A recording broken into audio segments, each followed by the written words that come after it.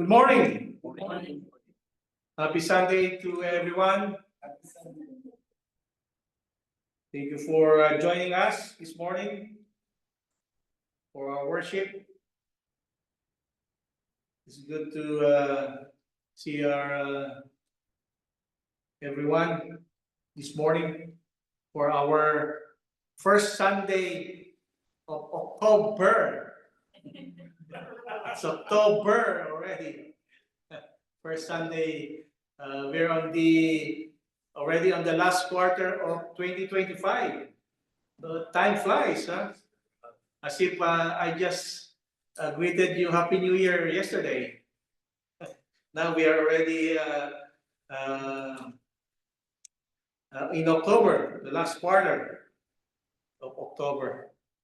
Thank you, Brother Richard, for reading us the scripture this morning. And that is our scripture text that we will discuss or share to you this morning. Jesus, the true vine. And of course, this is still in our annual theme of keep on looking unto Jesus. So why we have to look on Jesus as the true vine. So that's what we will focus this morning. One of the profound and life-changing truths that we can read in the scriptures. In one of the verses that Brother Richard read, in John chapter 15, verse 1 and 2, notice carefully what Jesus is saying in these verses, because he identifies himself as the true vine. Right? It means that there's fake vine, right? There's fake. It means that he says, I'm the true vine. So he identifies himself as the true vine. It means the very source of spiritual life. There's no other source, only him. That's what he is saying. He speaks to all of us as branches. So for today, I look on you as branches. That's what Jesus is saying, right? You are branches, right? That's what he's saying, right? I'm the true vine, and he says, my Father is the vine branch. Every branch, he says, in me. So he speaks to all of us as branches that are connected to him. Because he's the vine, we are the branches. We have to be connected to the vine. Just imagine if you are a branch that is disconnected or away from the vine. So that's why this image here is it's very simple, right? Very simple, especially those who love planting plants or flowers or orchids or something. This is a very simple analogy or metaphor, but it's powerful. It's a powerful message from our Lord Jesus, because just as a branch depends on the life, or depends on the vine for life, for nourishment and fruitfulness, it means we too have to be dependent on Jesus for our spiritual life and strength. That's what it means. Plain and simple. Very simple, but powerful. Remember, brothers and sisters, we live in a world where everyone's independence, right? Everyone talks about you must be independent.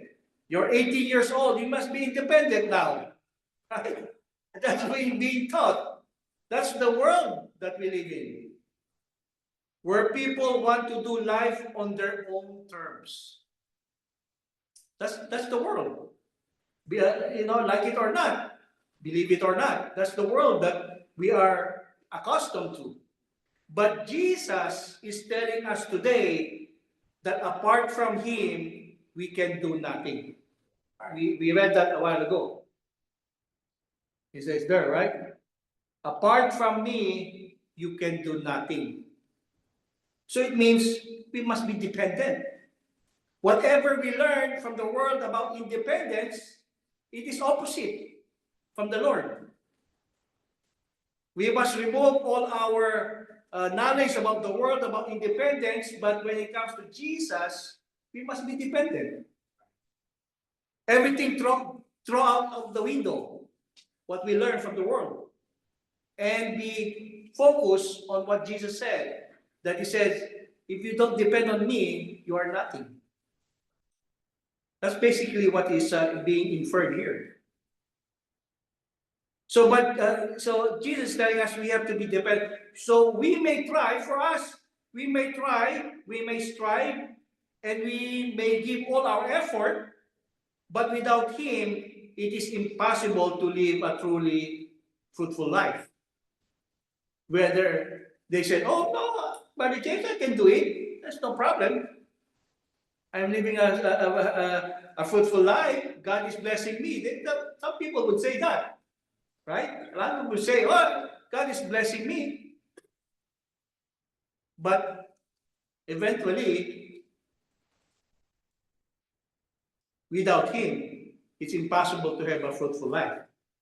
We can accept or be in denial, right? In denial that, oh, I can do that without Jesus. We can do that. We can be in denial. But in reality, at the end of the day, when time, when judgment comes, He said, I never knew you. Right? So we can think like that. We can strive to be like that. But Jesus is saying, you must depend on me.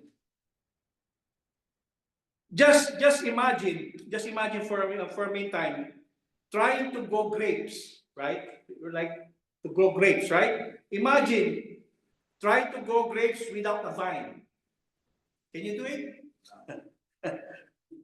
Right? You can water the plant, give it sunlight, and nurture it carefully, but the branch will wither and die because what? It's disconnected from the source. It is similar to our spiritual life. Same thing. No amount of human effort can sustain us if we are not abiding in Jesus. No effort. That's why this morning we will explore some reasons why we must keep our eyes on Jesus as the true vine, and how this principle transforms our lives. Number one reason is Jesus gives spiritual life and nourishment. In one of the verses, in verse 4, chapter 15, it was read to us, Jesus said that abide in me and I in you, as the branch cannot bear fruit of itself unless, he says, it abides in the vine, neither can you unless you abide in me. So those are a simple command or simple statement from our Lord Jesus. It's a profound statement that Jesus is making here. He is basically telling us that spiritual life and fruitfulness are impossible without Him. That's basically what he's saying there in that just one verse. Because spiritual nourishment comes only from Jesus. Because when we think about nourishment, we usually think of food, right, for our bodies. Because we need what? We need rice. Right? Rice is life. Rice is life, right? Our bodies need rice, as Sister Regina. Right? Our bodies need food, bread, meat, to survive. But our souls also need nourishment. It's not only the physical, the spiritual also needs nourishment. Spiritual food that sustains us in our Christian walk. And that food is Jesus Himself.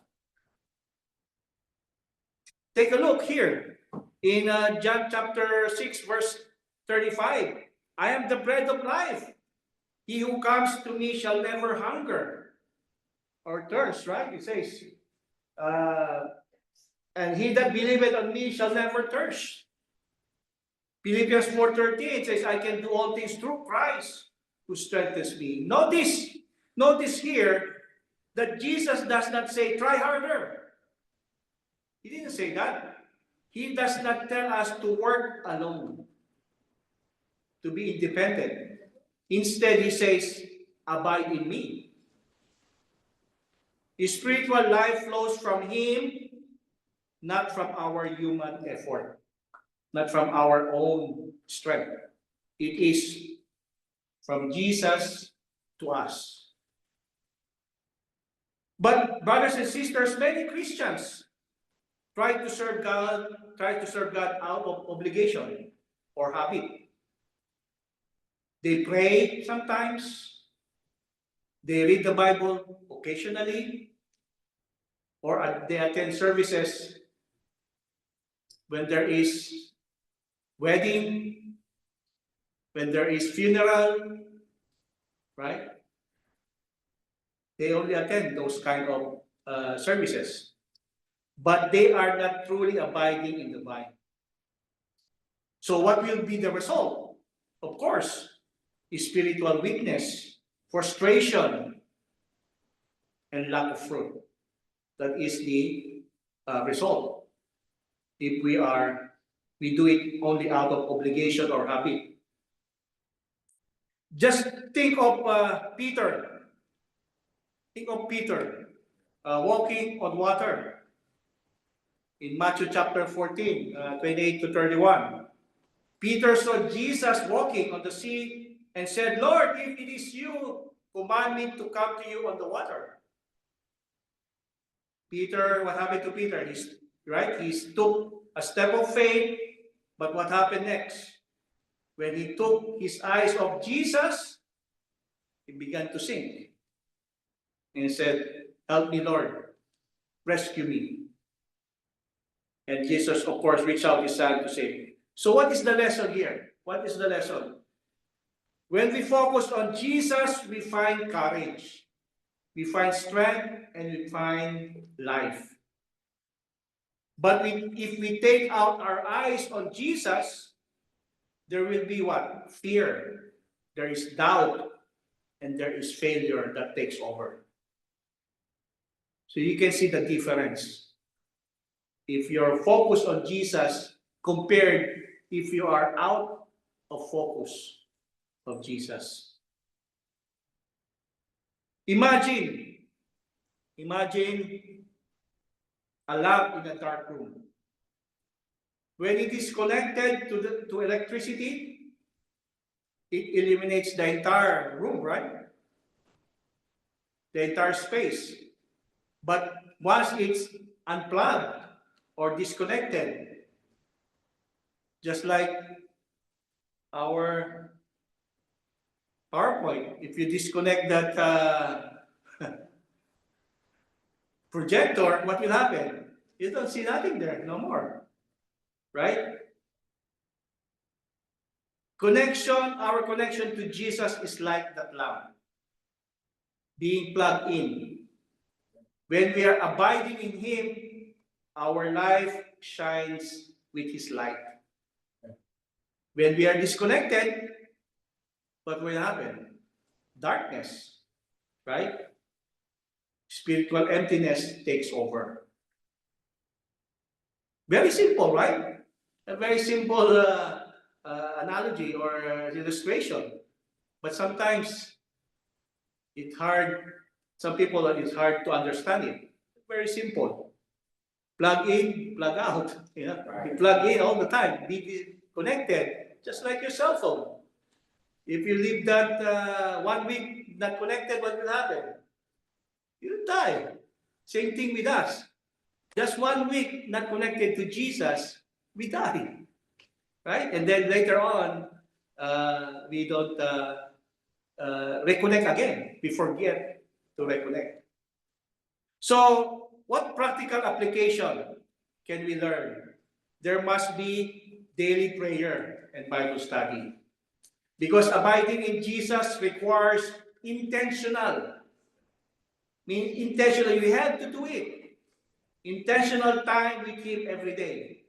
You have to push yourself. We have to push ourselves. Just like for me, I am a Lyft driver. If I don't go out the road, there's no money coming in. Right? I would not earn. So I cannot be lazy. I have to push myself. Be intentional to go out on the road. Same thing with daily prayer and Bible study. We have to be intentional to study the Word, to have time with Jesus every day. Do not skip it. You know, let the Word of God nourish our soul. How many times you miss food in one day? You get mad. Sometimes you get frustrated, right? Same thing with the Word of God. What else? Meditate on Christ's words. Reflect on His teachings. When we read, we have to meditate. Don't just read it. Let them guide your decisions. Let the Word of God guide your decisions, your attitude, and your actions. How we behave in the world, it should guide us.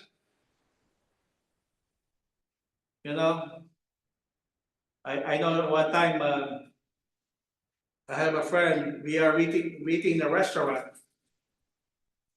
and there's something in his food, so he complained. But he get mad, and he goes for the waiter, for the server. He said, "I want to talk to your manager." You know? Well, he said, the manager is busy. No, I want to talk to your manager. Then there was this discussion already. And then the manager came in and explained, tried to apologize. But my friend says, I want that server suspended. I mean, what my point here is the attitude, the behavior.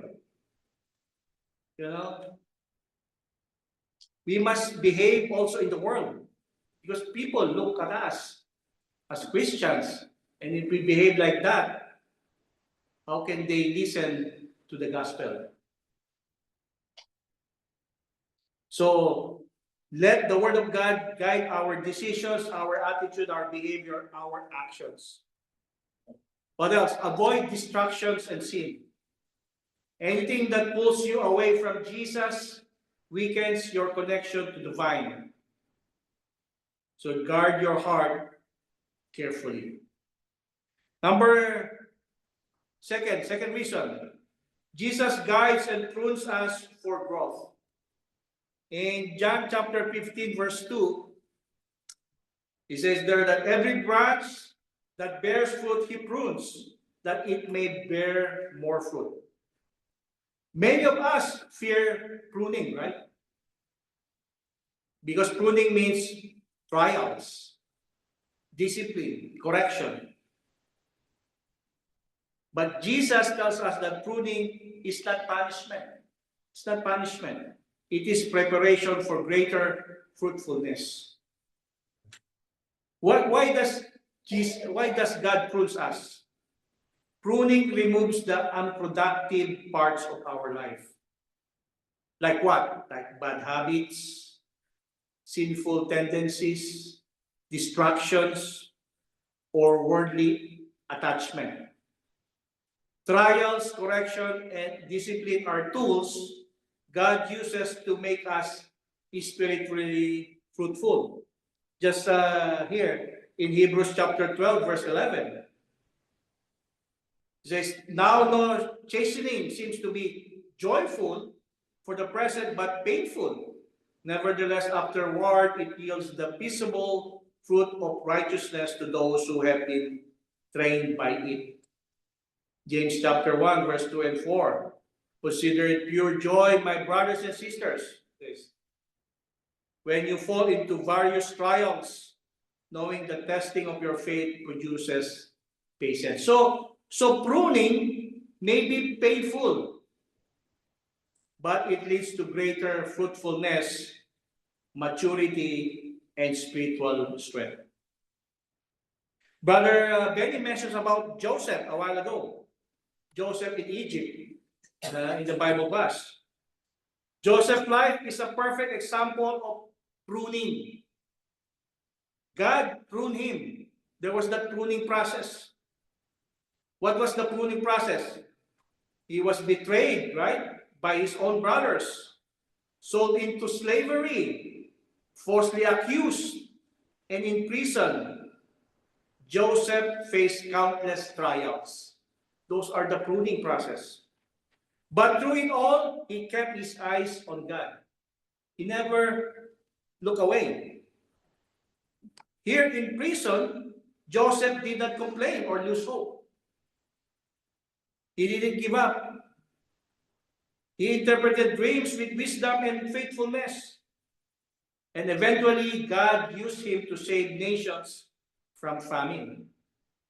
We can read that in Genesis chapter 39, chapter 40, and chapter 41. So Joseph's trials pruned him.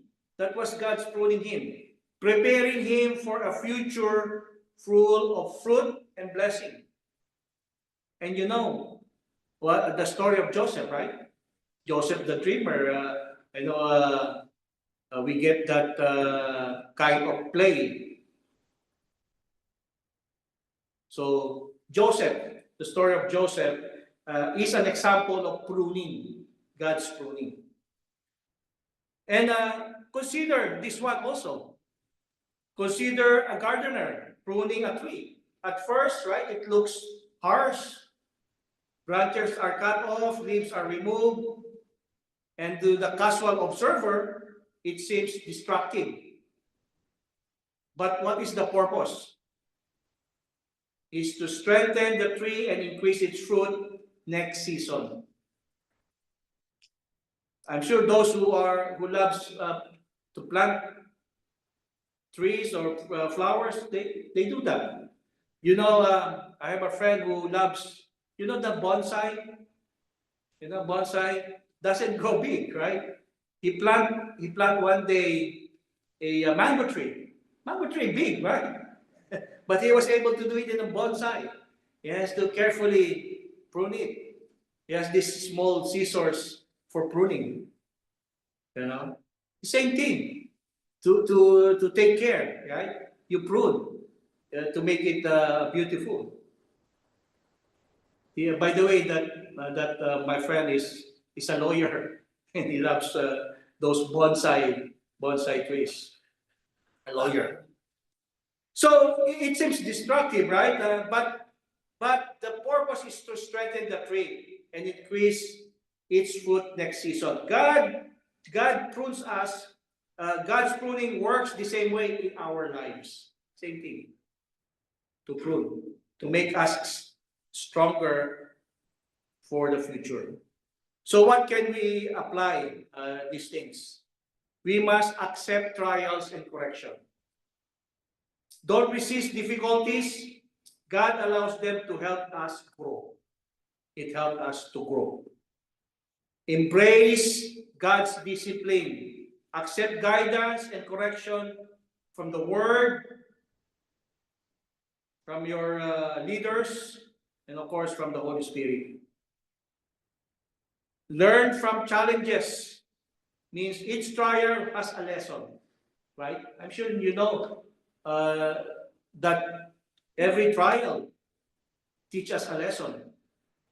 Ask God to reveal it and use it to make us fruitful. So learn from challenges. Because the next time you face a difficult situation, just remember, God is pulling you to bear more spiritual fruit. Next reason, Jesus enables fruitful service and obedience. In John chapter 15, verse 5, it reminds us that I am the vine, you are the branches, he who abides in me, I am in him, bear much fruit, for without me you can do nothing. This is a clear statement. It's a statement of assurance and a statement of warning, right? A clear statement here that without Jesus in our life, we can do nothing. Our service, our acts of love, our ministry all depend on abiding in Christ. Because fruitfulness is only possible through Jesus. Take a look at this. In Colossians chapter 1, verse 10, it says that you may walk worthy of the Lord, fully blessing, fully pleasing Him, being fruitful, bearing fruit in every good work. In Matthew chapter 28, verse 19 to 20, I'm sure you know this, it reminds us the Great Commission. Go therefore and make disciples. Here, if you notice, these two. This is service and obedience. We can attempt to bear fruit and share the gospel, but if we are disconnected from Christ, this is nothing. You get it?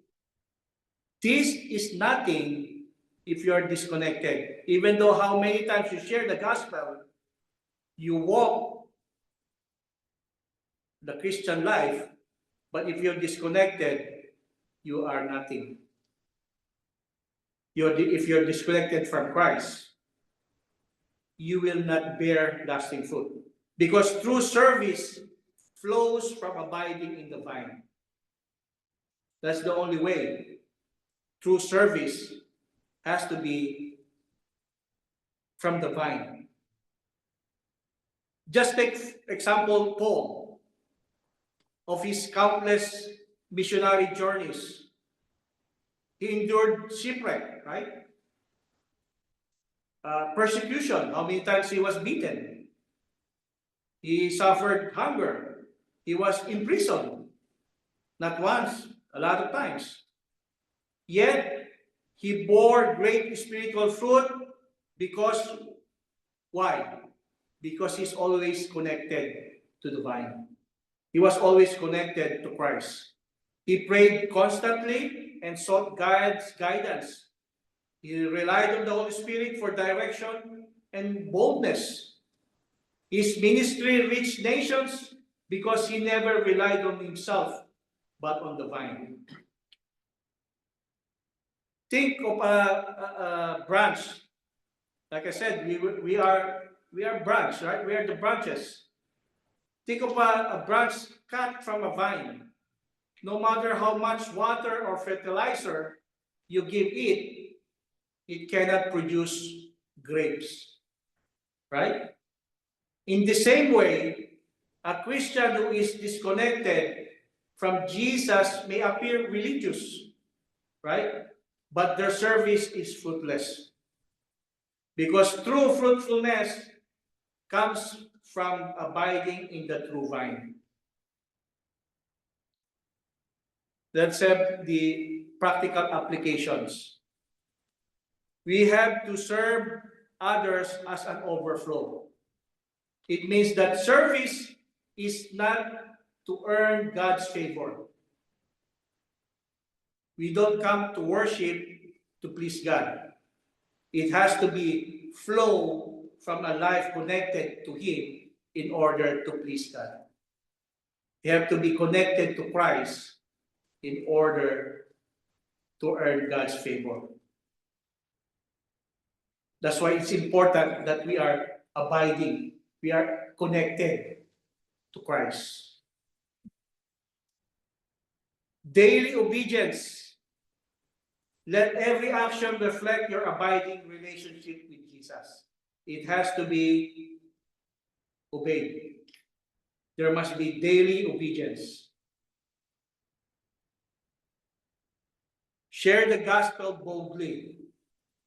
Now, sharing the gospel boldly must be coming from the vine. Our confidence must not come from us. The confidence comes from the vine, not from ourselves, in order to share the gospel boldly. You have confidence to share God's word because you are connected with Christ, not because you have knowledge to share the gospel. That's what it means. So before our conclusion, let me share this very simple illustration. I'm sure you can get this kind of illustration. A power cord connected to electricity. One is connected, one is disconnected, right? When connected, of course, your device works perfectly. Simple, right? When disconnected, of course, it becomes useless. That is exactly, brothers and sisters, what happens when we are disconnected from Jesus. If we are disconnected, we are powerless, we are unfruitful, and vulnerable. If we are connected, of course, there's full of spiritual life, there's joy, there's guidance and fruitfulness. Our spiritual life is designed to flow from the vine. That's how God created us, that we are always connected to the vine. That's the reason why we are in this world, to be always connected to the vine, because that's the flow of life from the source, which is God, our creator, to us, his creation. Let's like I said, let's have our review. Let's review those three reasons. Number one, Jesus gives spiritual life and nourishment. We know that without him, we cannot bear fruit. Simple, right? Second, Jesus prunes us for growth. Means that trials prepare us for greater fruitfulness. And thirdly, Jesus enables fruitfulness and obedience. All good works flow from him. We cannot do good works without him. It has always from him, then to us. That's why examine your life today. Are you abiding in Jesus daily? Are you seeking nourishment from the world or from him? Or are you allowing God to prune you for fruitfulness? But of course, the only way, the first step to abide in Christ is to obey the gospel. We must take that first step. We need to obey the gospel.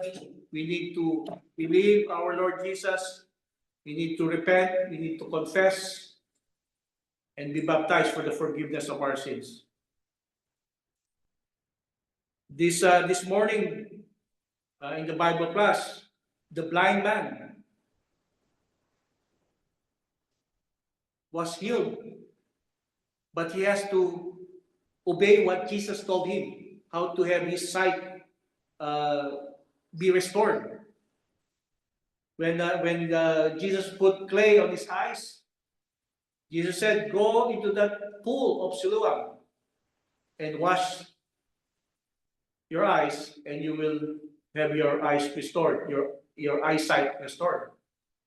If that blind man didn't do that, do you think that blind man will be restored his eyesight? Of course not. What if he went to a different pool? Do you think that his eyes will be restored? Because he says, "Go to the pool of Siloam." But what if that blind man went to the other pool because he's not blind? He cannot see, right? He went to the other pool. Do you think that his eyesight will be restored? No. Because there's a specific command. Same thing in obedience to the gospel. This is a specific command. We have to hear, we have to believe, we have to repent, we have to confess, and be baptized for the forgiveness of our sins. Then we get connected to the vine. There's that command, a very simple command.